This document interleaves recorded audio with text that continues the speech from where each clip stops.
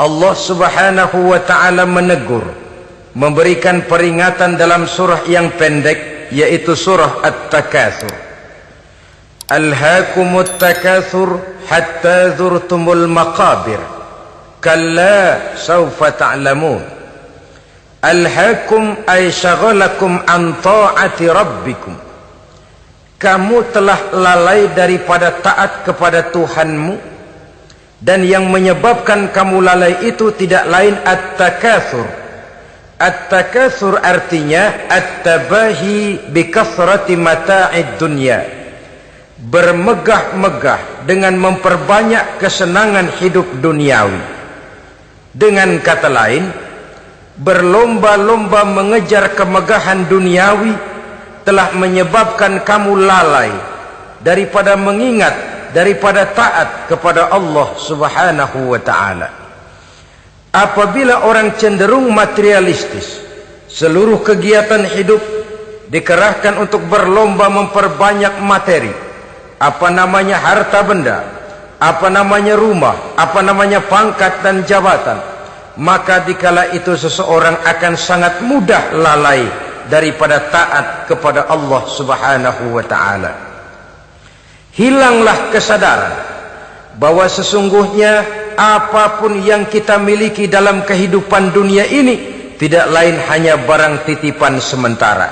Kita cari, kita kejar, tapi setelah kita dapatkan, jangan dia dijadikan tujuan. Jadikanlah dia sebagai alat. Apabila harta benda duniawi sudah dijadikan sebagai tujuan daripada kehidupan, maka sesungguhnya kita sudah terseret dalam satu siklus, satu lingkaran setan yang tidak akan pernah berujung.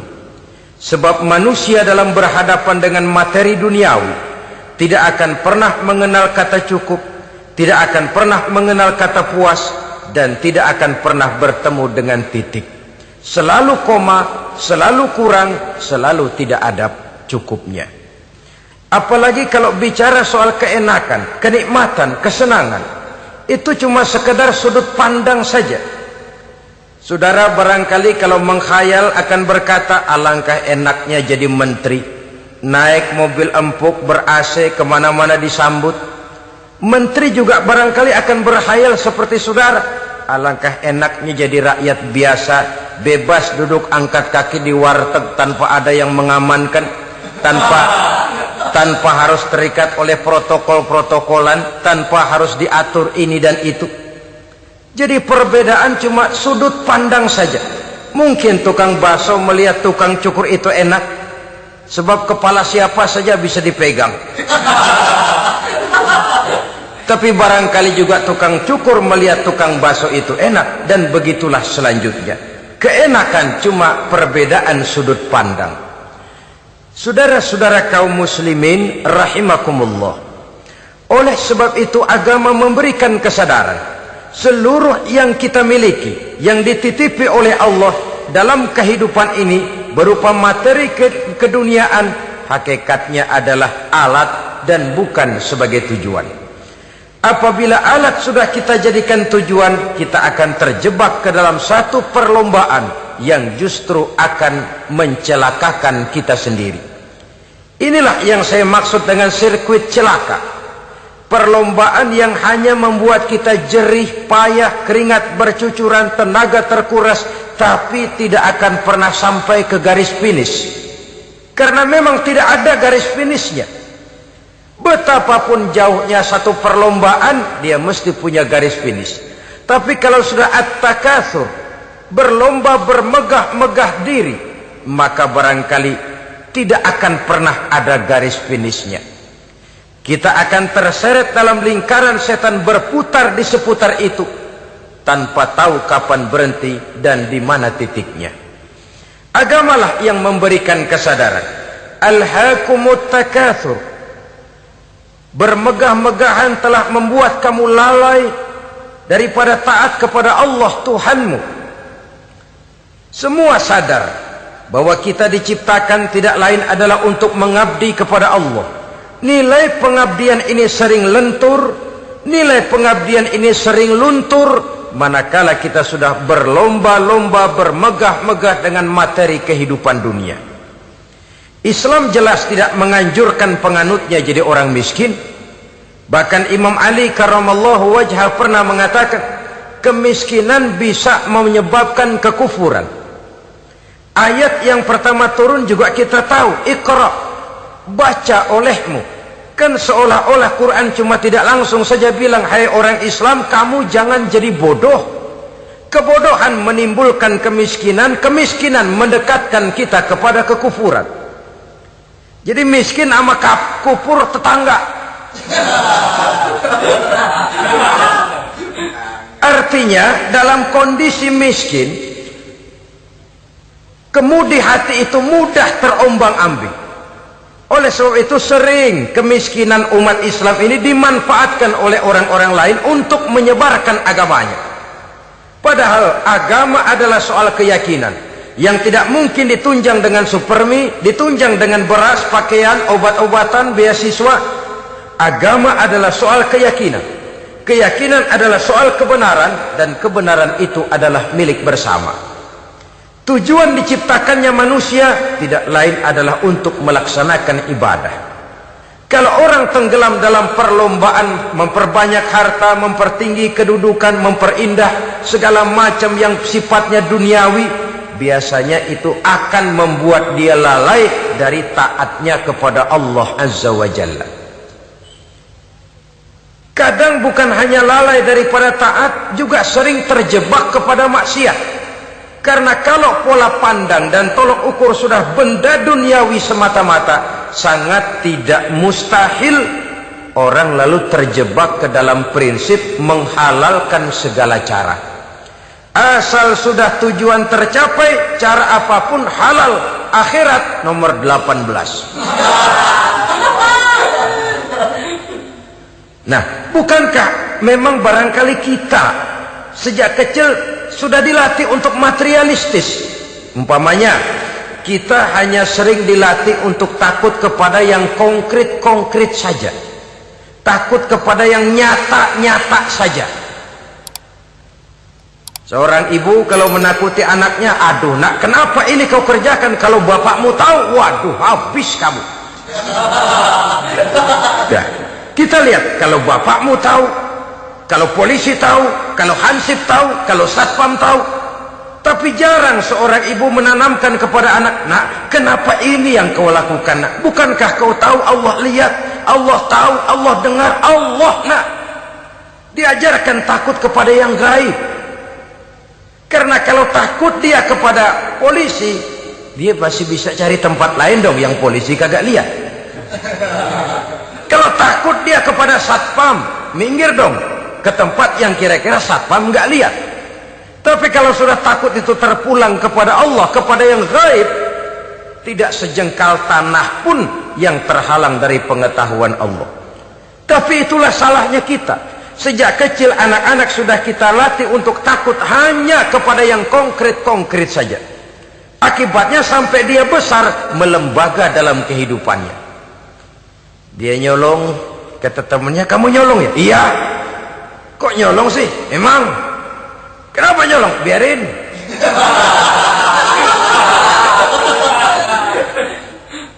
Kamu kan tahu Allah lihat? Tahu.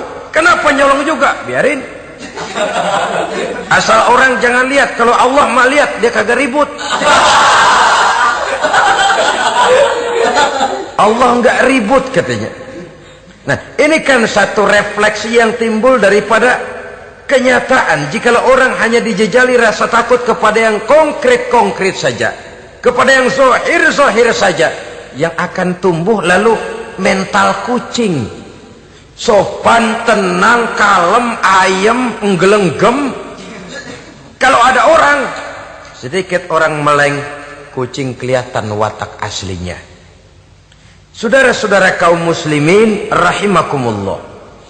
Oleh sebab itulah maka agama lewat surah yang kita bicarakan pada pertemuan ini memberikan peringatan. Kala, jangan begitu dong.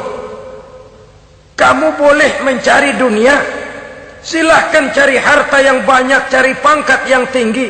Tapi jangan itu membuat kamu lalai daripada taat terhadap Allah Subhanahu wa ta'ala. Jangan karena keinginan mendapat harta yang sebanyak-banyaknya lalu melakukan segala macam cara asal tujuan tercapai. Itu sudah membuat kita lalai. Jangan karena ingin mengejar kedudukan yang tinggi lalu jilat atas injak bawah. Nggak mempan jilat, dukun dipakai.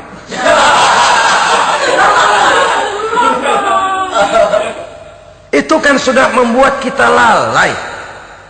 Nanti kalau berhasil, wah dukun kita paten. Tapi kalau gagal, dukun sialan kagak mantu. Hilanglah Allah dalam kehidupan kita. Makin materialis, dan perlombaan ini membawa kita kepada kecelakaan. Kala, sekali-kali jangan begitu. Berlomba boleh, cari uang yang banyak. Tapi setelah uang didapatkan, jadikan dia sebagai alat, jangan dijadikan sebagai tujuan. Saudara, bekerjalah, yang giat, carilah uang. Tapi setelah dapat, ajak ngomong tuh duit. Bagaimana ajak ngomongnya? Gini, duit, setengah mati gue nyari lo duit lo. Sore, pagi, siang, malam, peras keringat, banting tulang kaki jadi kepala, kepala jadi kaki, nyariin elu duit. Sekarang kamu sudah saya dapatkan, kamu milik saya duit. Karena kamu milik saya, jadilah kamu budak saya. Jangan saya yang jadi budak kamu. Ini idealnya. Kamu harus jadi budak saya, jangan saya yang jadi budak kamu. Nyatanya kan ada orang nyari duit, setelah duitnya banyak dibudakin oleh duit. Dia sendiri tidak bisa merasakan kesenangan daripada duitnya, konon lagi orang lain. Mau ke pasar ngitung 16 kali. Naik bajai 1000. 1000 itu kalau ratusan semua 1000 lembar. Hitung-hitung, mendingan jalan kaki.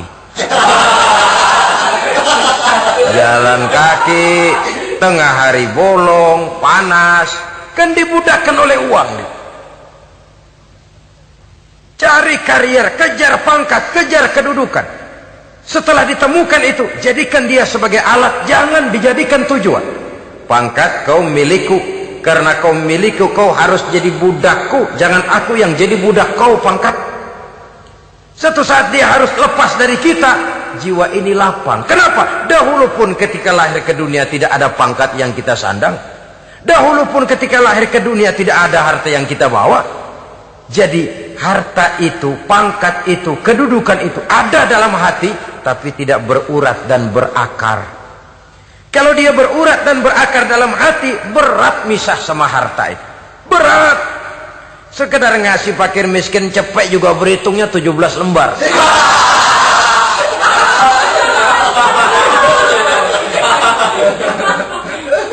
Dengar di kantornya mau ada mutasi, pindah dia dari tempat basah ke tempat kering, baru berita burung udah meriang duluan. Ini nanti bagaimana, itu nanti bagaimana, ini nanti bagaimana. Kan tidak jarang orang yang kena apa istilah kerennya zaman sekarang itu post power syndrome. Post power syndrome ini pernah dianalisa oleh Nabi, kata beliau, irhamu salasatan minan nas. Sayangilah 3 macam manusia. Siapa mereka? Pertama, azizan zalla, orang terhormat yang jatuh hina. Ini yang sering terkena post power syndrome. Biasa kemana-mana dikawal, dihormati, datang ke tempat ini protokol siap, ini serba diatur, semua serba beres. Begitu jabatan selesai atau pensiun, habis orang gak indah-indah. Dia lihat orang diemin aja, orang diemin dan orang tonton. Ini kalau nggak kuat mentalnya, itu kena post power syndrome. Akibatnya ya bisa jantungan, bisa leper, bisa darah tinggi. Ya penyakit-penyakit yang zaman dulu kita nggak kenal. Ini kan makin banyak dokter, makin maju ilmu kedokteran, makin aneh penyakit. Saudara hadirin yang saya hormati, post power syndrome. Kena apa yang dinamakan frozen emotional attitude, tidak kuat menghadapi kenyataan. Azizan zalla, orang terhormat yang jatuh hina, itu sangat perlu dikasihani. Yang kedua, ghaniyan qad iftaqara, orang kaya jatuh miskin. Ini juga sama, biasa hidup apa ada, serba ada, lalu harus hidup apa adanya.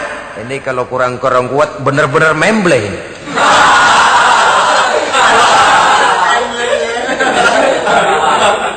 Kalau tidak kuat mentalnya, biasa hidup serba enak, serba nikmat, cuma kerjanya neken cek, main apa itu kredit card, macam-macam fasilitas dipunyai, tahu-tahu jatuh bangkrut, jatuh miskin.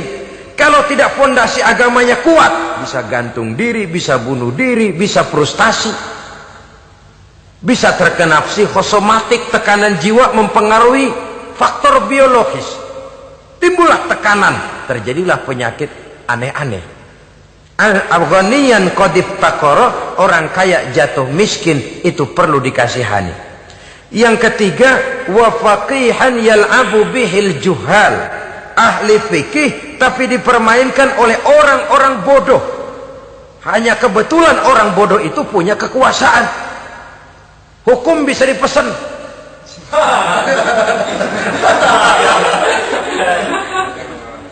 Aturannya haram, Ustaz, ada haram dikit aja dah.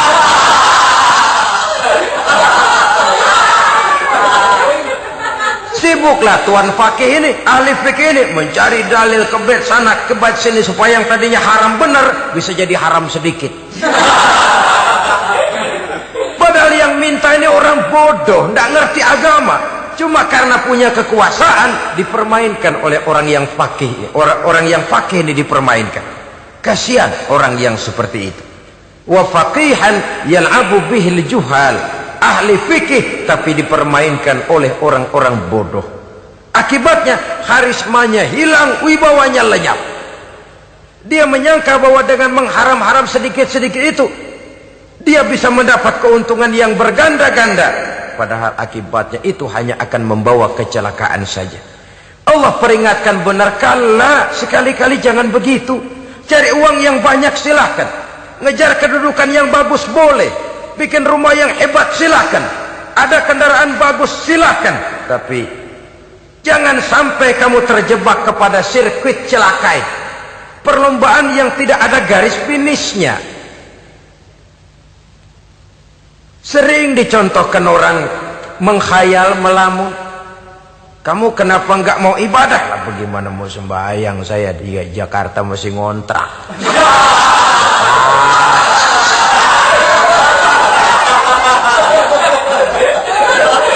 Bingung, tiap akhir tahun kontrakan habis. Kalau punya rumah sendiri walaupun kecil-kecilan, tenanglah saya ibadah. Baiklah, oleh Allah diberikan rezeki, bisa bikin rumah walaupun kecil-kecilan. Sudah punya rumah sendiri, belum juga ibadah, apalagi mulur lagi. Habis bagaimana mau sembahyang, rumah kecil banget, pinggir kali, asal hujan bocor ya.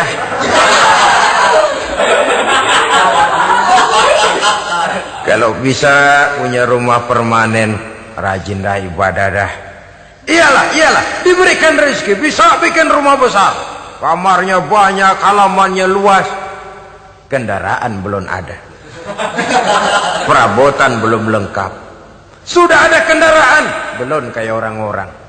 Sudah kayak orang-orang, masih sama dong, kudu di atas. Kapanlah selesainya? Kala, sekali-kali jangan begitu. Jangan kamu mengumpulkan harta bermegah-megah membuat kamu lalai dari taat kepada Tuhanmu. Engkau tinggalkan rukuk dan sujud, engkau jauh dari masjid, engkau kering dari kehidupan beragama. Sebab itulah maka pembangunan fisik material tidak bisa dipisahkan dengan pembangunan mental spiritual. Tidak hanya cuma dalam teori, tapi juga harus dalam praktek. Selalu pembangunan yang hanya mengarah kepada fisik material, jauh dan kering dari agama, hanya akan melahirkan manusia-manusia materialistis